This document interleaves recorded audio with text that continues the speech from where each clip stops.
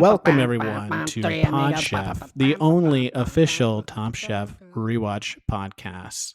Thank you so much for joining us.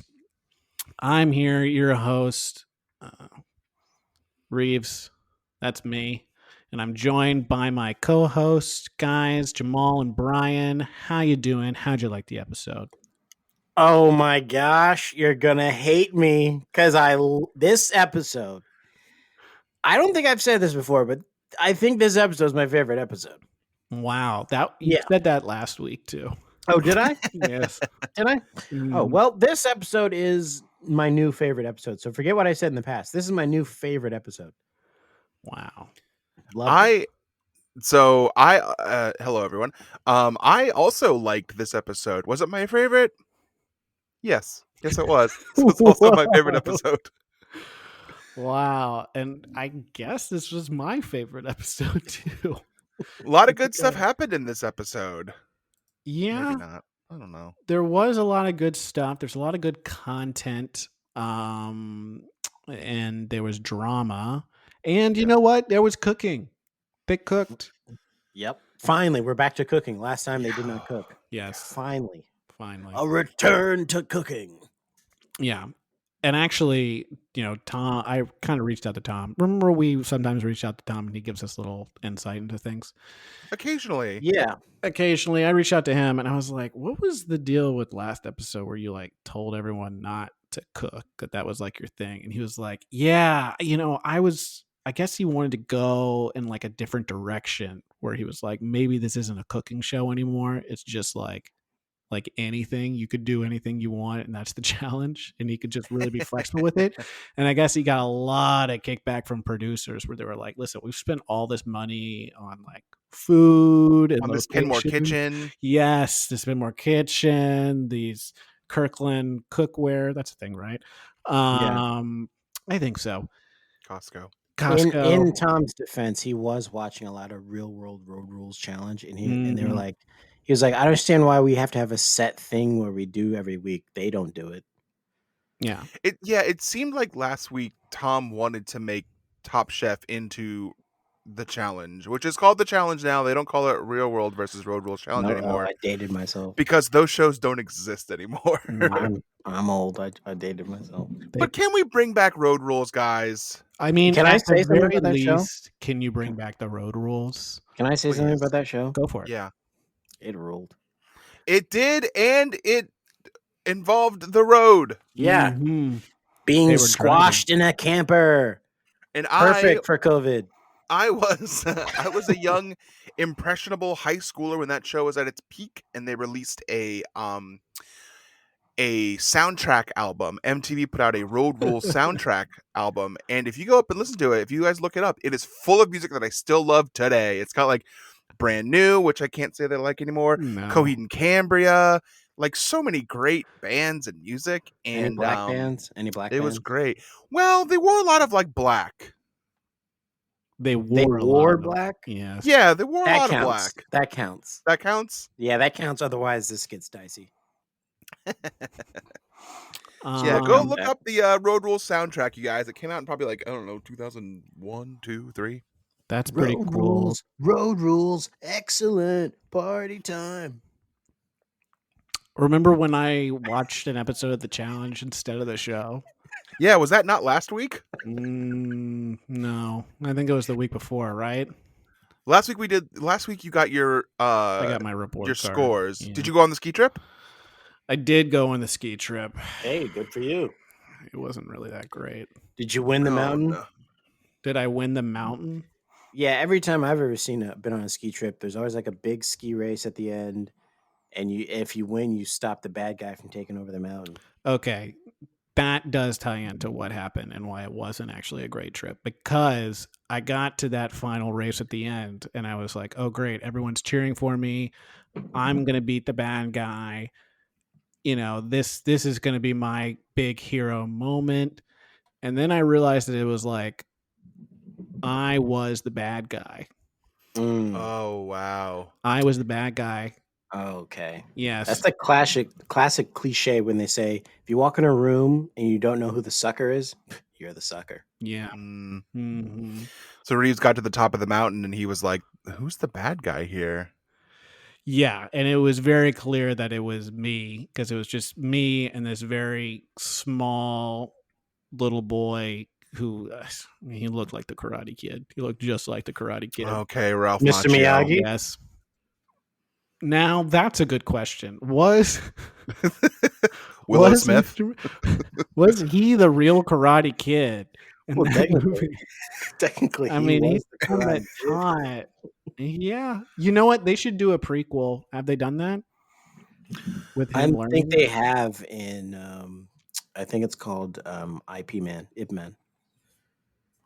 I started that movie one night, but it was too late to watch it because it was kind of slow, so I fell asleep. Hey, I'll be right honest with you. If you haven't watched, I don't know if it's Ip Man or Ip Man, 1, 2, and then the third or fourth one with Mike Tyson, go watch it. Mike It's supposed to be. Tyson. It's supposed to be the story of Bruce Lee's master, Okay. the guy who trained Bruce Lee. Mm. And that ties into Karate Kid. Yeah, Okay.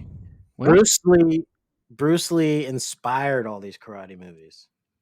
hmm hmm. He also got his ass kicked on a Hollywood movie set. I saw that in a Yeah. documentary. He got his By who? freaking butt kicked by Brad Pitt.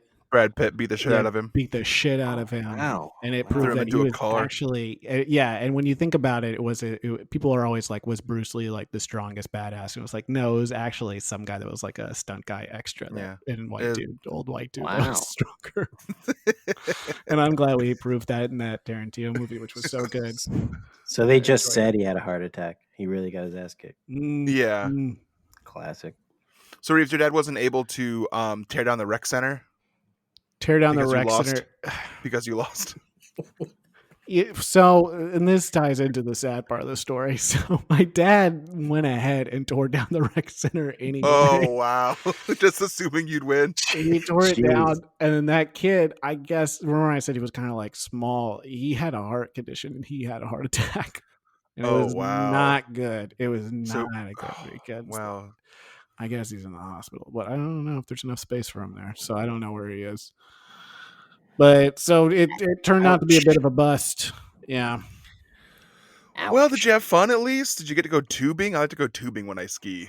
hmm I did go tubing. That was really cool. Unfortunately, the tubes that they had were all way too big. They were oversized.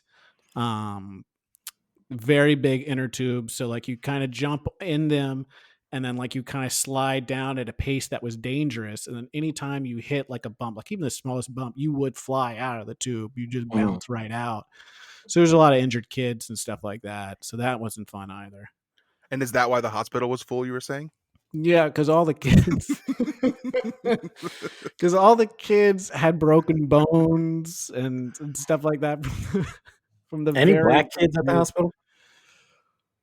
You know, I didn't go through and check, but Were they wearing there black? There were people wearing black. Oh, Okay, yeah, that there were a lot of people wearing black.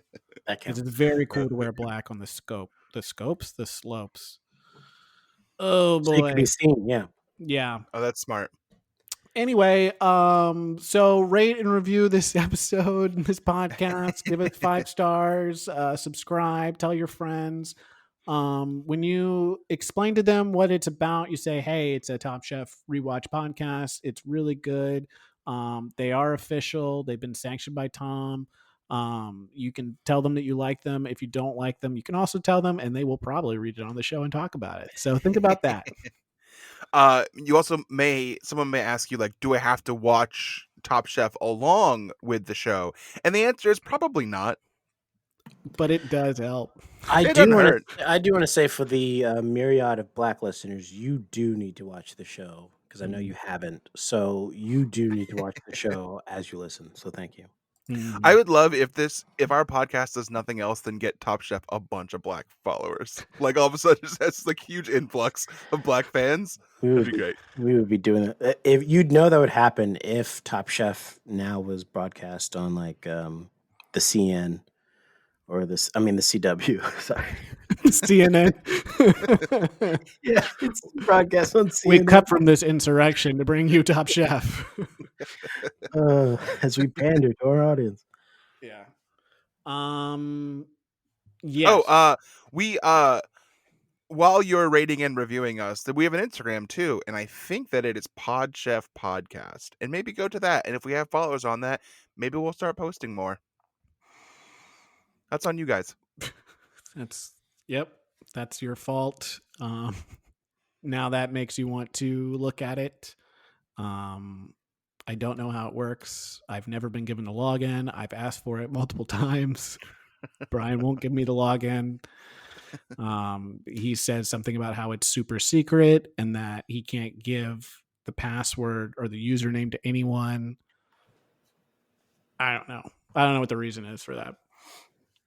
It's I mean, you didn't ask why the reason. I'll tell you the reason is, and it's because the password is actually my password for everything else. When I say everything else, I don't mean my email. I mean like for my social security and like I have this condition where I have a lock over my heart and it has to be unlocked with a password. And if you can unlock that, you get access to my heart. And that's a metaphor for love. And is that a brand new song? The password is just his wife's birthday. Okay. Mm-hmm. Yeah. Okay. What did you boys have for dinner last night? Excuse me, chefs. I prepare for thine. I prepare for thine rotisserie seasoned chicken breast, white meat this time. And cinnamon spiced sweet potato mash and garlic spinach. Okay. Sounds great. Good. Brian, do you want to go now? I'll go. We had a freaking sushi party last night. We Reeves and his lovely wife gave us a gift card for food. We recently had a family thing last month that was bad, and they gave us a nice gift card, so we finally used that. We ordered a bunch of sushi, like so much sushi, and we ate all of it. And it was grand. Jamal, any takes on that? Well, I'm not a big sushi person. I like my fish cooked. When it comes to finger foods, and that is how you eat sushi, right? With your fingers, you pick it up with your fingers. Yeah. I use chopsticks. Well, you could use chopsticks, yeah. Oh, the trees fingers. Yeah, trees fingers. Here's the thing: food like that, I feel like I have to learn a skill to be able to fit in with that clientele. I don't know if you've ever seen me using chopsticks before, but it's like you ever caught a Negro in handcuffs trying to get out of it? Have I ever caught? I don't think so. That's what it looks like. It looks like my hands are in handcuffs, and my fingers are trying to get out of the handcuffs. Okay, so we'll keep that one. I think. Yeah, that's the one we want to take. that's you know what? I'm glad that I threw to Jamal to do the take, because I think my take was just going to be about a story about how I got in a fight with a shrimp the last time that I had sushi. So I think that yours was better. Chef, I prepared for you chicken and al pastor tacos, baby. Oh, I like how he said that. El pastor tacos. I don't Brian Jackson. I don't eat swine because it is a filthy animal. I used to, and when I did, I fucking love al That's pastor why you don't tacos. like pigs. No, I love pigs. Pigs are very cute. You don't like cops. Take that, cops. We're coming for you. No, I don't like cops because they come and try to snatch my crops. These pigs want to blow my house down, and that's Cypress Hill. Mhm. No, Al Pastor tacos with that pineapple. Whenever you put fruit with like a food that doesn't have fruit, usually I'm all there. That is for me. Yeah. Fun fact about eating dinner last night. I started eating the El Pastor taco and I was like, there's like mango in here. My wife was like, it's pineapple and it's always in there. I like that you went, ugh, mango. I don't think anyone who's ever had mangoes had that reaction. You know what? I think I was more confused. I was like, oh, there's like a sweetness to this, which I've had it before. I don't know. So I have a problem with like memory or something like that, which is probably a bad thing. So Yeah, I it depends. forget the taste of things. It depends. It's true. Like it's bad if you're like remembering like birthdays and holidays, but it's good if the cops are trying to get you to rat on your friends. You're just like, I don't remember, and you tell the truth. Well, I remember every detail, and I'm quick to snitch. Jamal, quick to snitch, Newman. So go do your dirt away from me. I know we should be getting into this podcast, but just quick plug for Reeves doing Jamal's other podcast that came out the other day. Hope everyone checks that out. It's called Optophobia. I listened check to out it. It was Optophobia. fun. Also check out The Bureau. Yeah, check out The Bureau. So now this podcast is just promoting other podcasts. Yes. Okay, let's jump into the freaking episode, guys. It's called Holiday Spirit. It's taking place on Christmas. You know, when I started watching it, I was like, in hindsight, I wish I had known there was a Christmas episode and I would have tried to speed up the production of our show to maybe sync that episode with We always have next season Christmas, but instead we're like, maybe a month off from that. Yeah, so maybe next season we can sync it up perfectly. Yeah. But yeah, so there's only 8 of them left. Before we jump into the the quickfire challenge, we get to see Sam explain to everyone that before Frank left, he decided to break Sam's knives, his knife bag. Nice. I guess it was when he was trying to hug him. He then took the bag and broke it in half and ripped it apart. And said, "Bye, you're welcome over my house anytime." And that's how Frank says goodbye to people. You imagine leaving a dinner party and being like, all right, see you later, picking up a wine glass and just chucking it against the wall. They would remember that. And I don't think it would get you an invite back, but you would definitely remember that person. No, yeah, you'd definitely be remembered, which is all that matters, being remembered. Yeah, shit. That's why people have kids, to be remembered. And so I'm not gonna have kids. So instead, I'll just start throwing wine glasses when I leave places. Oh my god, the amount of times I've been over to someone's house and some kid threw a wine glass after he left. We talked about drunk kids on this episode or the show before. Yeah. Yeah, it's pretty rude. It upsets everyone in the party, and it makes a mess. Also, for anyone who is having kids or just had a kid, congratulations and my condolences. Keep that going. The only thing that we keep doing. Yeah, that's great. So we jump right into the quick fire challenge. We're joined by guest judge Kristen Woodward, who is a famous mixologist who I've never heard of. And I know a shit ton of mixologists, so she must not be that famous. I know the person who did the Sugar Hill album, Sir Mix-a-Lot. Sugar Ray. Oh, Sir Mix-a-Lot. The original mixologist, Sir Mix-a-Lot. Yeah. He, it was before they did all that burning shit. He was all about just like putting liquor with something sweet and mixing it around, not like. Burning a piece of an orange. Yeah. Mm-hmm. That was back when hip hop was real. The bridge is over. The bridge is over. I don't get the reference. Okay. So the quickfire challenge. The challenge that they have to do is they must create an original cocktail and using Bailey's and a small snack or bite to accompany it. And it's a holiday challenge. So not just any Bailey's Irish cream mix. I think you had an option. I think you could choose multiple ones because people keep saying like I use Bailey's original. Okay. Yeah, because Cliff uses original Baileys. Yeah.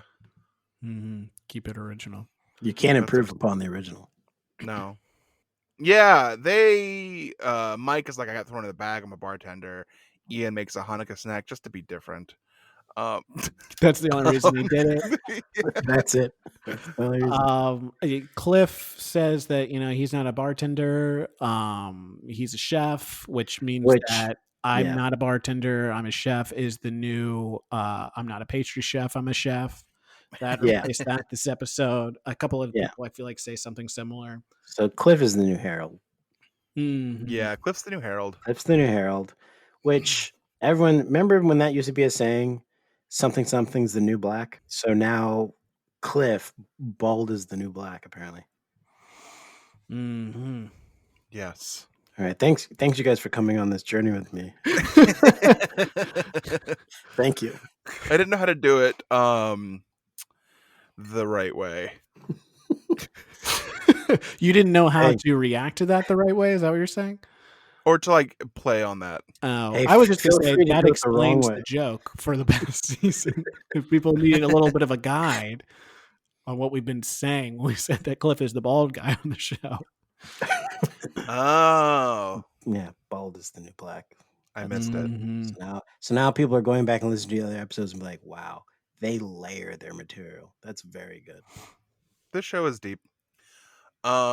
Mia makes a drink that she calls a chocolate mama, which I think is very funny. It's a very cute name for a drink. She does. What's her Mike take on makes a Bahama Mama? What was that? That was her take on a Bahama Mama. A Bahama Mama. Oh, that makes sense. Chocolate Mama for Bailey's. It's almost like a Black Irish type thing. Again, thank you for coming on the journey with me. Mike, this is a guy I can talk about. Mike makes a tasty Lacey and pairs it with an ice cream sandwich. My thought on that is, my thought on pretty much all this was it all doesn't look like something I want. Like it just, nothing really looked great. I want to say, actually, I think Alon's like breakfast little bite, I actually like that. What was it again? He made like a little breakfast and bacon and something on toast bite. It looked actually pretty good, and it looked like it might go with like a morning. I think he made like a cinnamon, like Bailey's cocktail, but it was like a breakfast bite. And I was like, I could probably have that. Okay, I'm into that. So other people make gross shit. Sorry, Brian, are you okay? I'm trying to. My computer's screaming. It's so loud. Oh, the fan is so loud, and it's also going to die. It's at 14%. So what's it scream? What's it saying? It's saying that apparently it sucks, even though I spent $1,300 on it a year ago. It wants to be an asshole. What kind of computer is it? It's a MacBook Pro. Well, we can't say bad things about Apple on here. We'll be kicked off of the Apple podcast store. So Kristen Woodward goes around and reviews everyone's dishes. She has some particular choice words for Betty, who has an interesting looking cocktail. Thank you, Ellie. Thank you. I took the Parrot Bay rum and I mixed it with fresh lime and sugar. Then I did a float with heavy cream, caramel Baileys, and some cinnamon. And I paired that with fresh scallop that I've marinated in the Parrot Bay rum. I've got to tell you, I'm a little afraid to taste this cocktail because the cream and the lime juice made a curdled crust on top. Oh. I mean, maybe it tastes good, but it doesn't. Okay. Yeah. All right. Thank you. Thank you. And that's so nice of her to say, to finish her sentence. Like she didn't transition into anything new of like, oh, this is actually, it still doesn't taste very well. Here's your issue. She was like, 1 second, give me 1 second while I finish this drink. But yeah, it doesn't. It's fucking gross. And it did look gross. There was floating shit in there. I wonder if if I was in the room and that happened, like I would be doing like, and I'd be full on like, oh shit! Like, how could you not like have that big huge reaction if someone like gets roasted that hard in front of you? How do you not go like, oh fuck? Like, how Well, do you like run around the room? I think they cut out Mike's reaction because that's what it was. Mike was in the back, like, "Oh, you got totally roasted." Oh. And we like did it for like 2.5 minutes, and they're like, "Okay, reset." Well, and Jesus Kristen Christ. also got in front of her and spiked a football. So I don't know. Yeah. Maybe that we, just kind of stood up for everything. we also know that they cut that that Sam went up to Betty and was like, if someone told me that my drink might taste good but then doesn't, I don't think I'd take that. I might say something about it. And she was like, you're right. They also cut out after she said it doesn't taste good. Betty screamed, "You're out!" Kristen Woodward is out. Out. Yeah, that comment along with, so once Kristen is kind of reviewing everyone, saying who was on top and who was on bottom, she calls out Betty specifically and Mia, and Betty looks like she is starting to cry. I did feel a little bit bad for both of them because it was a bit brutal. This woman was, I feel like this is common with their judges. They are a bit emotionless and unnecessarily cruel. I feel like it's easy when you're a guest judge to be like, I'm never going to see these people ever again in my life. Yeah. So I'm going to like be so mean and like make a name for myself on TV. Whereas like Tom, if Tom did that, I got to see you tomorrow, Tom. So if you're going to come for me like that tomorrow, ooh, Yeah, tomorrow, you better not Tom. slip up. You better not slip up, Tom. You better not slip up at all, Tom. I'm watching your ass. You do anything. You like say a word wrong, I'm all over you, son.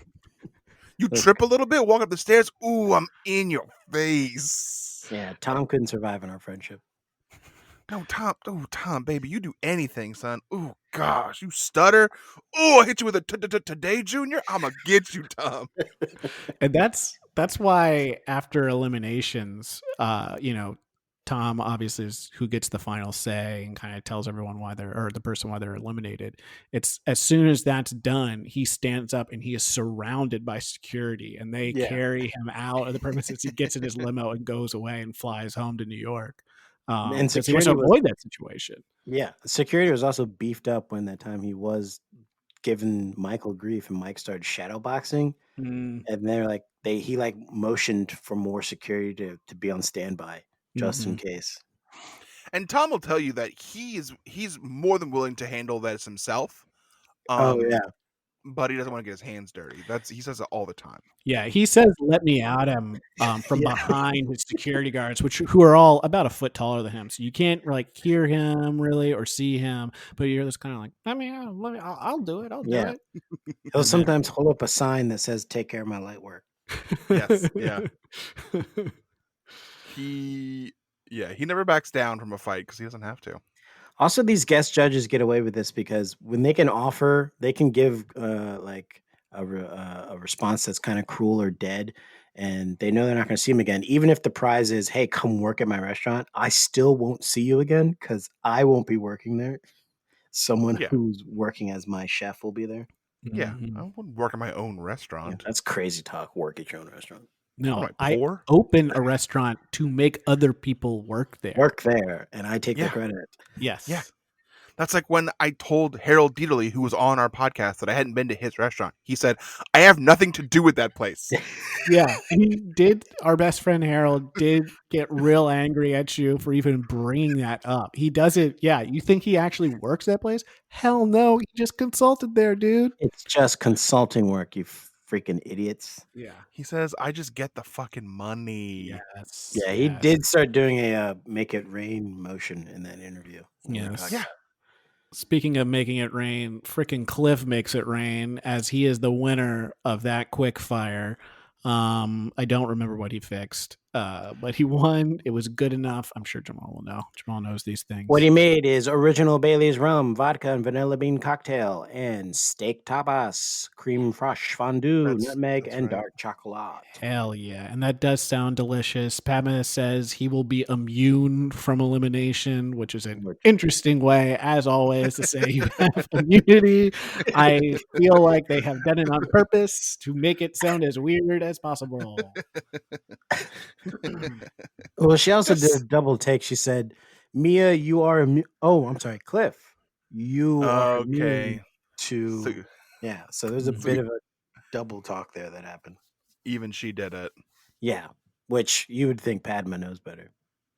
And we will be coming back to a rivalry between Mia and Cliff a little bit later, maybe. Yes.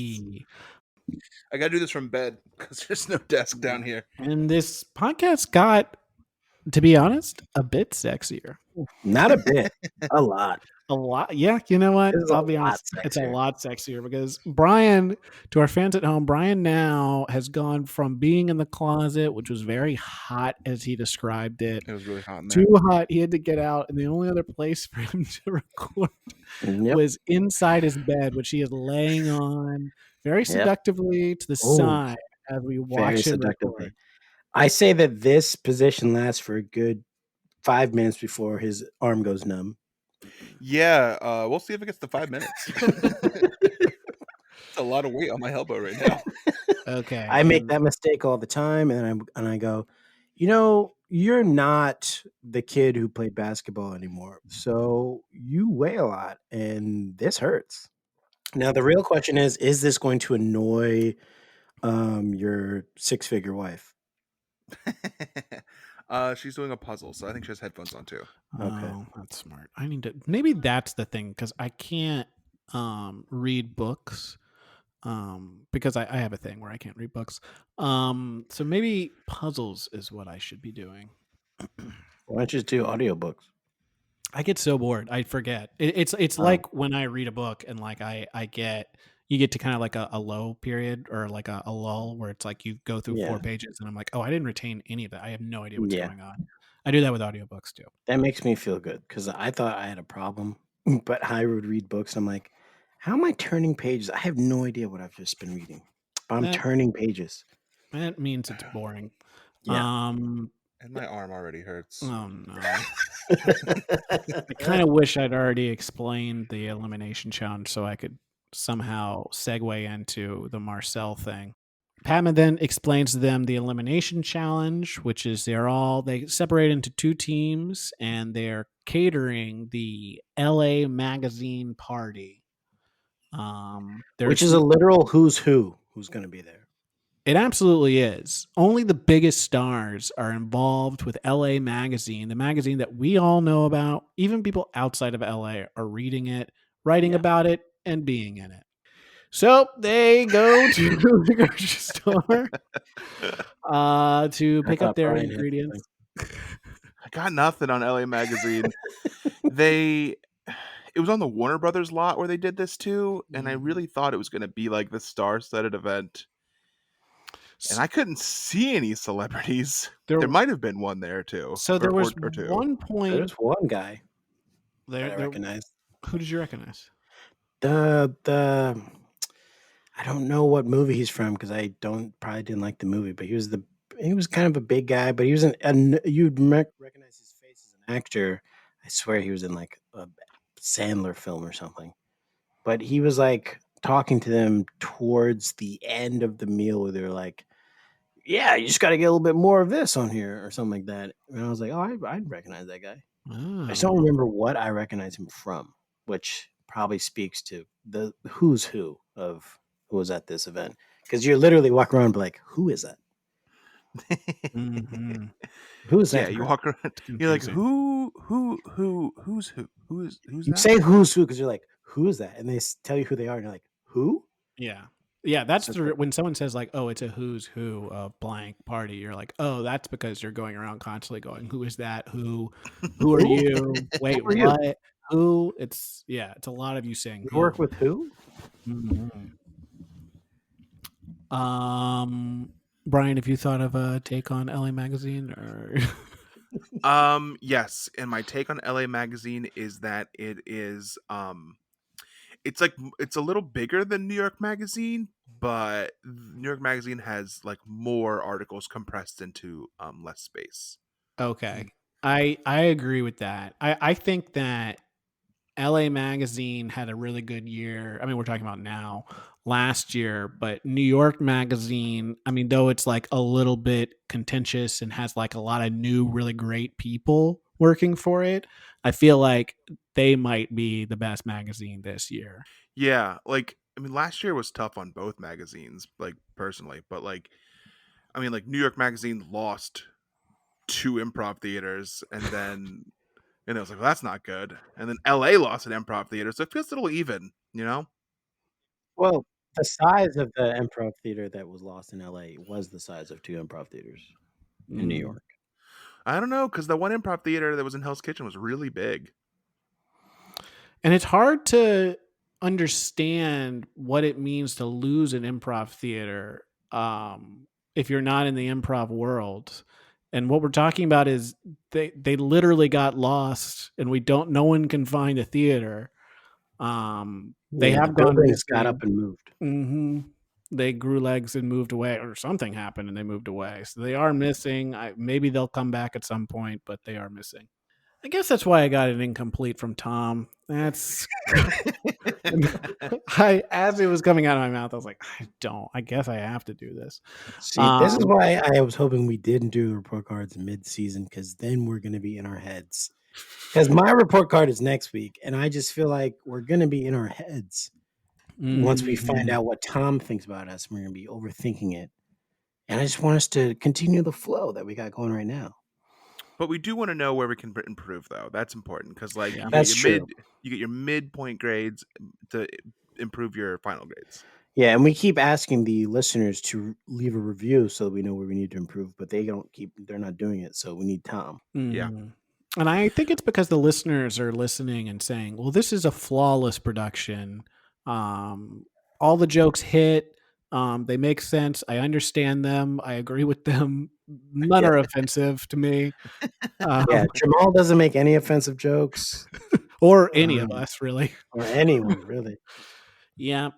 So that's very nice of our fans. But again, if you have any criticisms, we're more than happy to. I feel like now we're really throwing on ourselves. So it'd be funny if we got a flurry of them. I just want to know people are listening. That's all I care about. Yeah, that's me too. So the teams go to the grocery stores to pick up their items, their ingredients to cater this party. Marcel and who was with Marcel? Alon? Yeah. Yes.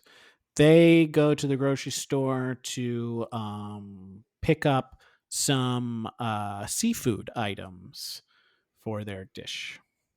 A lot of stuff we still have to get, honey. Yeah, let's get them both. The clams and what Mussels? No, just all the mussels. All the mussels, yeah. Don't put them in a plastic bag; they'll suffocate. I could wrap them in paper. That'd be better. Thank you. Don't be a I'm not being a dick. I want the mussels to die. We are a team. Everyone has that one friend who like doesn't know how to talk to people. You know what I'm talking about? Like who just like acts up in public and you have to be like, I'm sorry, my friend's a fucking asshole.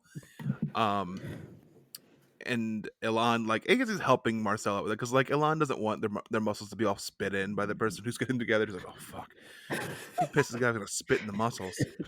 He's gonna spit in the closed muscles. Yeah, He's gonna spit on these muscles. These muscle shells are covered in spit. It's disgusting. Yeah, I think it would take. He would, if he was really pissed, he would crack open those muscles a little bit and spit inside them, and then reseal them and give them back to him. Or he could just, put them in a plastic bag, which we know will kill mussels. Also, am I the friend? Because I was just thinking while you said everyone's got that friend who you got to apologize for, and I was like thinking of the three of us, who would that be? And like we said earlier, if you don't know who the sucker is, you're the sucker. So am I that friend? I don't know. I think you have sent food back around me before, which always makes me very uncomfortable. I cannot handle Well, that. I also get real old timey Blackie around when I do it too, because I'm like, "Oh, I was just supposed to be okay with my food being bad, huh, Mister?" And you get super And uncomfortable. that's the part that makes me uncomfortable. Yeah, you have no problem with the actual food being sent back. You understand that. It's just So I the say stuff like, "Oh, presentation. I'm sorry, boss. I was just supposed to be grateful for these scraps right here." And I don't know how to react to that. And I always try to tell the server, I'm like, I don't know what to tell you. Yeah, what does I'm the server sorry. do? All right, I guess I am that friend then. All right. What the server does when that happens is they usually just kind of like act like nothing's wrong, and then they go back and they spit all over my muscles. and I get my muscles and I go, is this a spit on my muscles? And it's like, yeah, dude, that's all spit on your muscles. And I eat them anyway because the meat's on the inside. Meat's on the inside, yeah. So they're clean. That's one of the few things where someone says, "Oh, just wash it off." You actually can wash it off, and it'll be fine. Because I've gotten hamburgers or cheeseburgers from McDonald's like when I was a kid, and like I'd ask for plain, dry, no condiments, just cheese, bacon, burger, but they put like tomato and mustard on it, and I've had people like, "Oh, just scrape it off." I'm like, "Oh yeah, I forgot I ordered a bun that had residue of tomato and mustard on it. That's what I ordered. I didn't say plain, please." Yeah, see, I just scrape it off. I can't send food back. Yeah, I have never in my life sent food back once, and I never will. The thought of it gives me anxiety. You gotta stand up for stresses what's me right. out. You gotta stand up for what's right. This wasn't even my food, and I once asked the McDonald's to just make me one of those because they had a brand new. This was like years ago. They have the quarter pounder, I guess, the brand new made to order, whatever.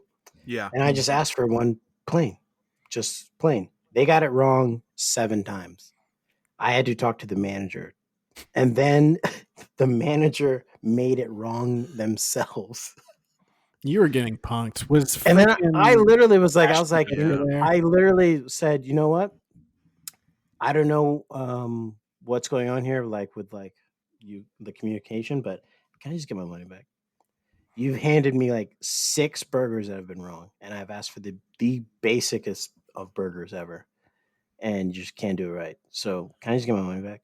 Was it wrong a different way each time or the same? It was wrong the same way every time. I said just bacon and cheese. That's it. And they kept putting on condiments. And then one time they put on lettuce. I'm like, why?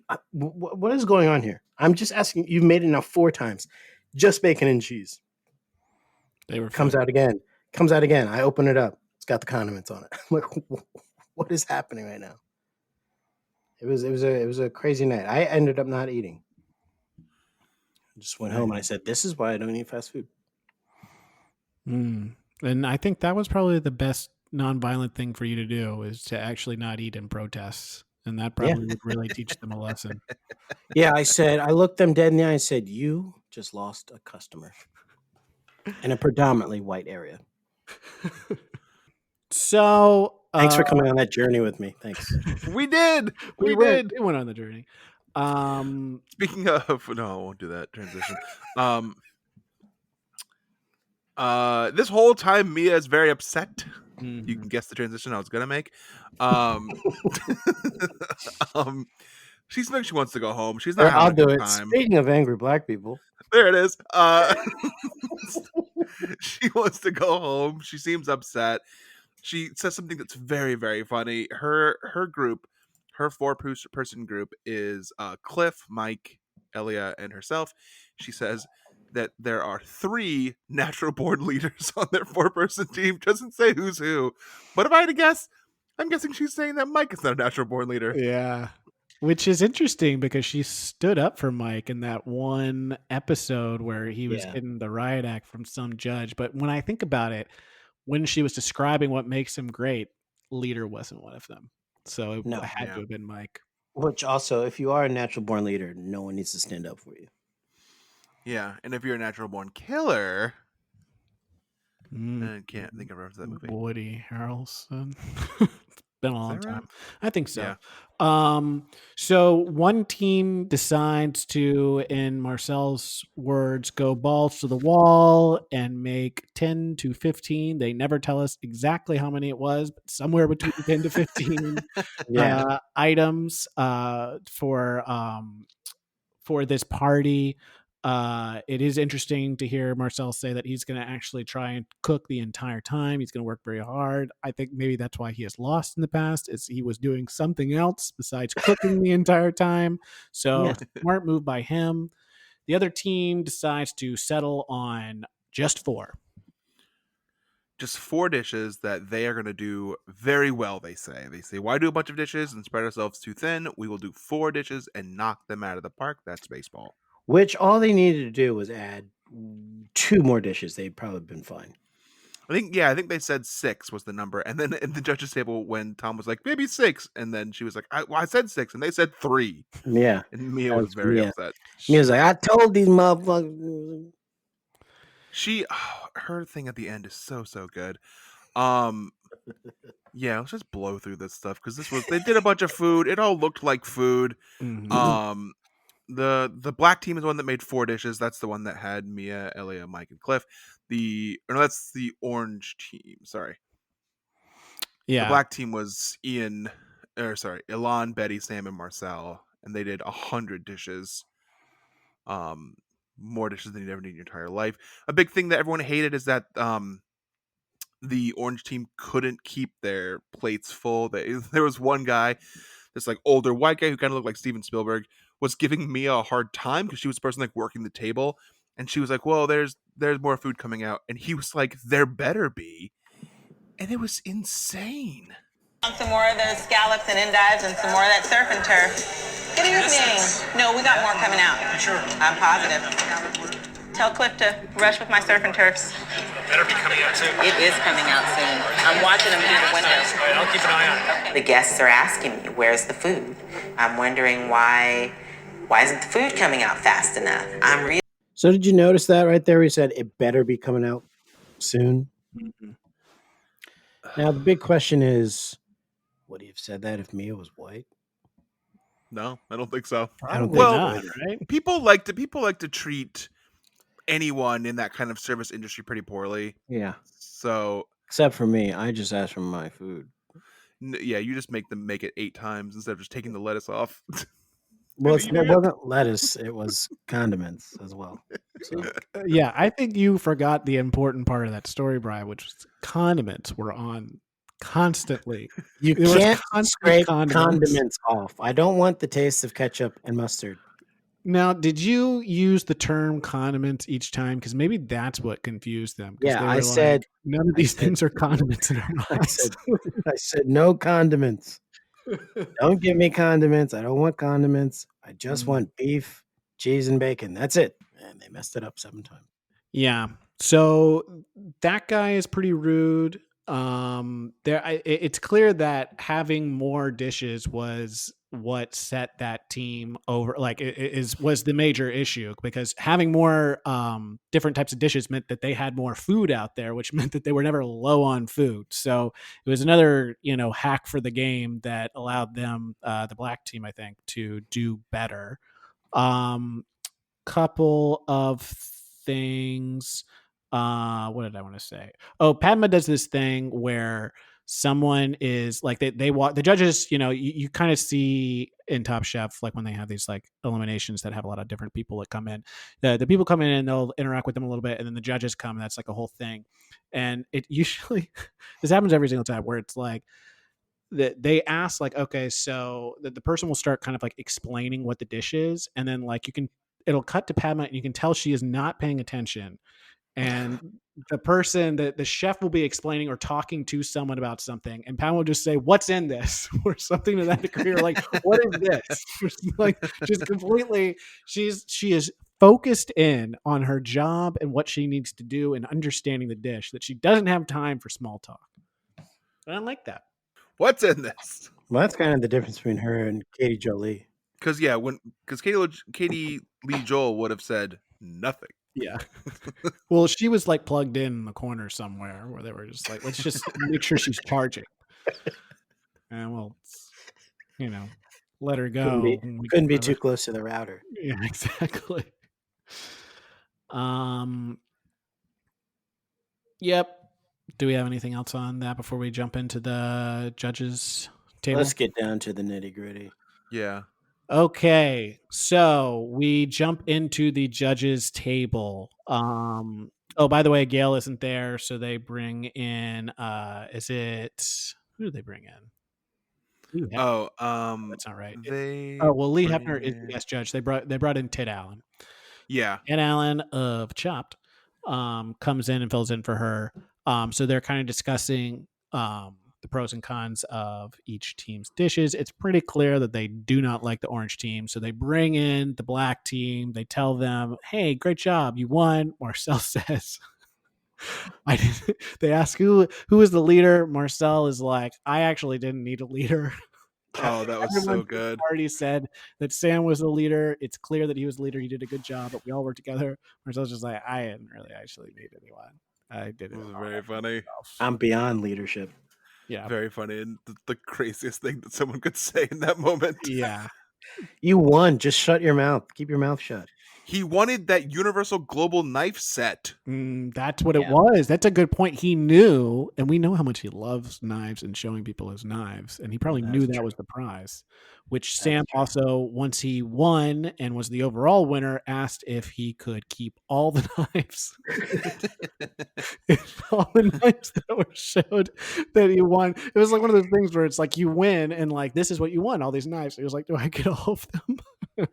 And sweet, but the guy was like, you could share them, but I would keep all of them. It's very funny. But we know that Sam needs them because Frank broke his knives. Yeah. So yes, you know what? I didn't make that connection, so that's probably right. He was like, "Oh my god, I get all these knives." Yeah, Marcel is shown kicking pebbles out in the parking lot after this. Yeah, he's so pissed. He thought he did so well. I didn't need a leader. So then Tom asked them, or Padma, who knows, asked them to send in the losing team, and they file in, and boy, does it get ugly. That leaves the three of you. Cliff, who do you think should go home? Mia should go home. Cliff, you can stand there and say whatever you want to, but you cannot deny that last night when I felt that things were not right, I spoke up for myself. This is why we're standing here. Throw me under the bus. I don't give a I don't give a black bone. And you cannot say that you guys didn't, that you especially did not talk over me. You did. So put your dick away, dude. You have fucking immunity. And that's the bottom line. Yeah. And they cut it, but she does say because Stone Cold said so, and she does gives Cliff the Stone Cold Stunner. Yeah. You don't see it on there, but she does it, and she cracks open two cold ones. She gives him the middle fingers, and she fucking stomps a mud hole in him too afterwards. She really gives it to him. If you pay for Bravo 2 TV, you get to see that clip, and you get to see the whole thing. It's worth the free trial. I'll just say that. That's for sure. Yeah, and after she does the whole stunner and everything like that, like Cliff kind of like staggers to his feet, and she does the thing where she kind of like, she hands him a beer. She says, "Oh, it's okay," and then he's kind of like, "Oh," they cheers a little bit, and then she goes to like shake his hand. He goes in, he's like, "Okay, fine, it's over," and then she freaking stuns his ass again, and he had a big gulp of beer in his mouth, and he spits it up in the air. He's convulsing on the floor. Yeah, Tom's at the table. He goes, "Oh my god!" I forgot the beer. When he give the beer and shake his hand and then son, I forgot that. Such a Three Stooges bit, and I love it. I love that he did it. So great. Then Mia puts 4 tables together and goes to each 4 corners of the tables and does a salute to the audience. Mia backed a beer truck up to the judge's table and squirted them all with beer. And then her arms became rattlesnakes. It was awesome. It was pretty cool. So if you get Bravo TV 2, when they take Cliff to the hospital, he goes to the hospital. Fucking Mia's right there. Wait, she's there. She's dressed like a nurse. Yeah, she comes in and just beats the shit out of him again. She hits him with a bedpan. You know, and then Spoiler alert, Mia does go home this episode, but don't feel bad for her because she did get a reality TV show called The Rattlesnake Ranch where she put, wait, what was that called? Probably that. Where she made people like do challenges, see how tough they were. Oh my God. I gotta check that out. That seems like that's right up my alley. For real though, this was like one of the best, I think, standing up for yourself moments in Top Chef. She wasn't like lying or saying anything. We all saw the footage of her like fighting for stuff and them turning it down, and her saying they should do more and them turning it down, and then Cliff tried to pull this shit and she was just like, no, we're not doing this. This is what really happened. Yeah. And I think it's also like you said, you see the clips of her when they're kind of deliberating what they want to do. And then for whatever reason, they decide they want to do like 3 or 4 dishes, which is the dumbest shit ever. And she's like advocating for more. Later, she kind of like buys into it because she's trying to be a team player. And she says quantity over quality over quantity like 7 different times to try and sell it when she's at the front desk, and then or at the front when she's like giving out the food. And then she just breaks in this moment. I get it. But I feel like they should have left in the entire time when they were coming up with dishes, and like Mike would say, "Well, why don't we do like a lasagna?" And Mia was like, "What?" And like, like Cliff would come up like, "Why don't we do like a rotisserie chicken?" And Mia's like, "What?" That's after She did I that for like stopped watching 20 wrestling. minutes. He didn't miss much at that point.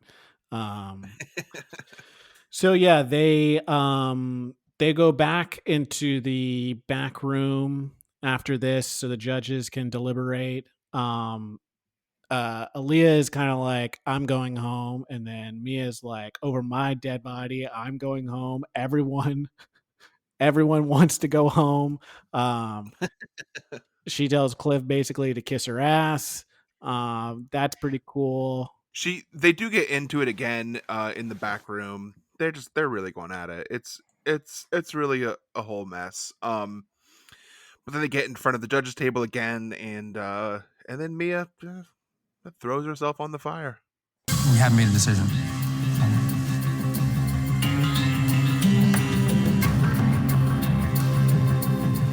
I would like to ask you, Elia does not deserve to go home. She's very talented, and I'm not doing this for anything. I've done more than I thought that I would do when I came here.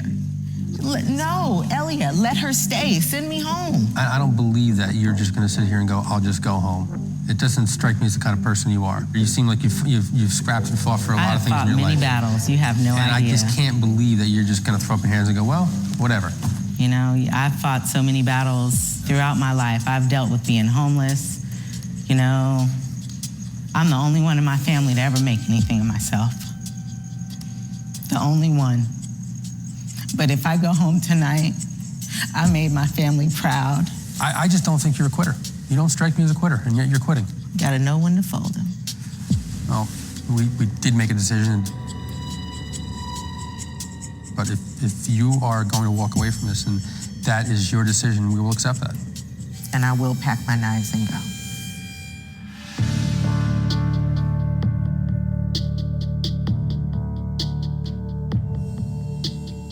And so, just so everyone understands, while that is a great moment of standing up for yourself, the real reason why she didn't want Elia to go is because Elia has it's in her contract that she has to get not 1, but 2 shots of her feet in the season. So she can't leave yet because they've only got the 1 shot. So she has to stay in. So someone had to bite the bullet. And Mia, had to go. And then you can kind of tell that there was like the judges went through and they wanted to eliminate Aaliyah instead, and then like the producer said cut. There's this whole foot thing that's a contract thing that we've got to get through. And they were like, it'd be really great if you just jump at the grenade. And then she's like, okay, yeah, I guess I can do that. And they were like, oh, and also like at the very end, can you just say like, I'm gonna pack my knives and go, instead of like because it just fits in with the show. I mean, I know it's going to sound a little wonky with how you're saying like something very truthful and emotional. It seems a little off that you would say something like this, but it would really be great for the show. It would make us look great. And if you could nod to an old timey song, you ever heard that song? You gotta know when to hold them. Yeah, it's Kenny Rogers. Wonderful. If you could like just do the first part of that, because we can't do any more because that's copyright. We'd love to get that in there as well. But again, just make it sound natural. Make it sound like it fits. We didn't play them fighting in the back room in the pantry, but when she said that she was homeless, it reminded me that in the back room she did say that she like sold drugs before and was homeless. And I really like Mia now a lot. This was like she really stood up for herself. I'm really bummed that she gets sent home because I guess her food was good. I don't really watch for the food, but she gave him the Stone Cold Stunner because during that speech, Cliff goes, "Oh, enough." He literally goes, "Oh, enough. We stop enough already. We get it. We get it." And that right there made me like, man, Cliff, you're acting like such a bald guy right now. So Mia goes away and we miss her already, and she was great. Mm-hmm. Yeah, she goes with her head held high. I think it was a good way to go out. She has her integrity. Yeah, I wish we'd seen more of her cooking though. That would have been nice. Yeah. But what if they were going to send home Mike? Oh yeah, point. Mike is in between Cliff and Mia during their whole exchange and says nothing. There is no clip of him saying anything the entire judge's deliberation, which is pretty great. I think Mike is like, holy crap! I think they were going to send me home. Why they talk about each other? I did the least. It's like, am I gonna? So do I need to fight Tom? No, I don't. She's leaving. Okay, I'm not gonna fight anyone. There's no security guards here, so is it not me? Last thoughts on the episode, fellas? Well, like I said in the beginning, and it holds true now. This is my favorite episode, not because of the big, huge Stone Cold Stunner wrestling fight that bled out into the hospital and then came back into the back room days later, and they're still fighting. But I mean, just the juicy drama. I love the juice. I mean, that actually does remind me of that deleted clip though of like, so Mia, she left, but then there's like, it's everyone's kind of talking afterwards, and then it does a cut to, and you see Mia's in a an ambulance. She's in the front of the ambulance driving back. There's a camera following her. She parks the car and she like stumps out, and you see like Tom is getting super nervous and Cliff's getting super nervous, and then she like comes out in the studio, everyone's going nuts, and she freaking stuns their asses again. Yeah, I believe, I don't want to spoil the finale of the season, but I do know in the finale when they bring back some of the chefs, Mia does show up driving a Zamboni. Freaking crushes Tom's limo. And she knocks over the display of food as she bumps it with the Zamboni. Oh man, you guys! I love Stone Cold. That was so fun. Yep, and that's got that may be fun. That's another thing that maybe our fans can put in the comments. Do you like or understand our wrestling references? I know some people don't like them and would like to hear less of them, but if you like them, then we'll keep doing them. Yeah, we'll do whatever. Just tell us what you like. Just let us know. We'll do it, or stop doing it. Yeah, just or stop doing it. Yeah, whichever one you want. Okay, so that was the episode, guys. Thank you so much for joining us. Rate and review. We'll be back next week with another lovely episode of Top Chef Season 2.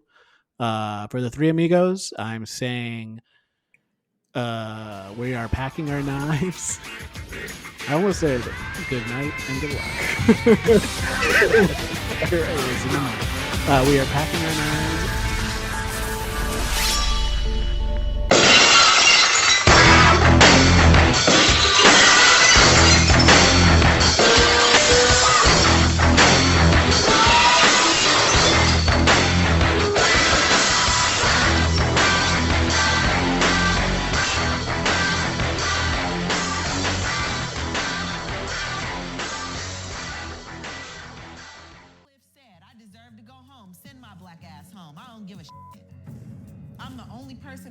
To ever make anything out of my life, the only one.